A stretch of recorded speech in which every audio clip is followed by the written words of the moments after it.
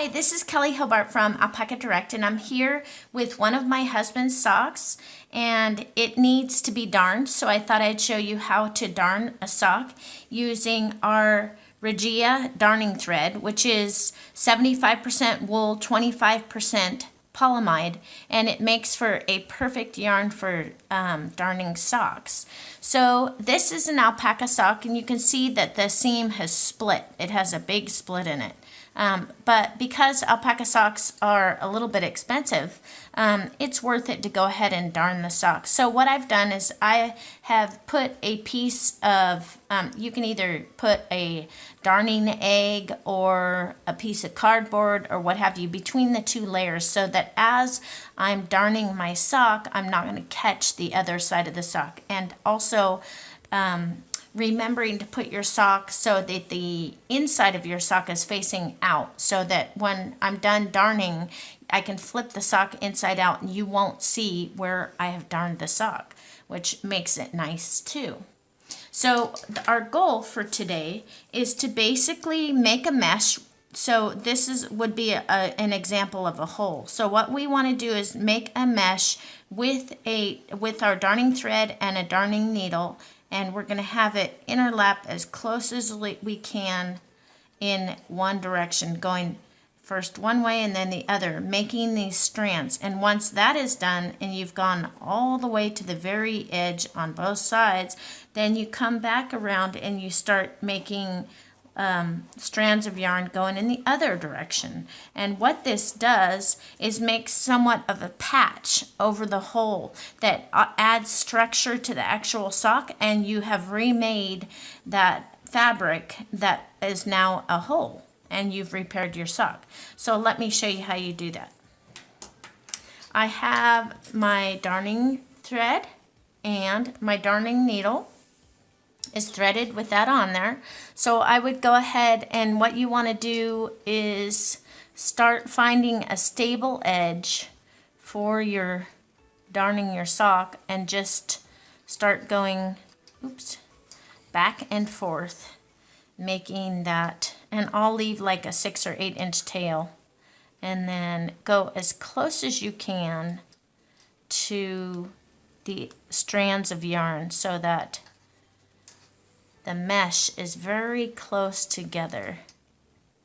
And you do that back and forth, creating a whole new mesh.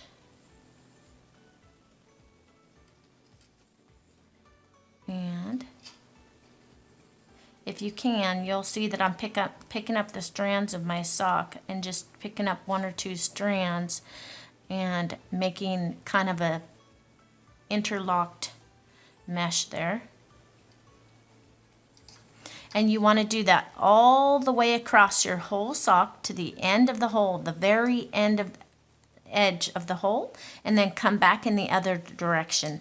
And what you'll be doing is when you come back in the other direction, you'll go in and out between the strands of yarn that you've created, making again an interlocked mesh and a new piece of fabric. You'll go in and out very close together. Okay, so I've just completed making my little mesh with the darning needle and the darning thread going back and forth. And now I'm going to be doing it vertically. So I'm going to make another mesh that reinforces the hole so that it has more fabric on it. And if you can see, I'm going in and out, trying to catch the stitches as close as I can to each other. It makes it stronger that way. So you'll see that I'm just catching little strands. And it doesn't matter if it's gray or white. I'm just trying to get. And then when it gets too far, what you can do is you can take your darning needle and pull it. And then start again. Rather than a flat piece of cardboard or whatever. But what we're trying to do is reinforce the section that we had darned horizontally, and now we're going to reinforce it vertically. So the hole completely disappears and goes away. There you go. And then I'm just going to keep going back and forth, reinforcing that hole. In just a minute, I'll show you what it looks like when it's done. It completely disappears and goes away. There you go. And then I'm just going to keep going back and forth, reinforcing that hole. In just a minute, I'll show you what it looks like when it's done.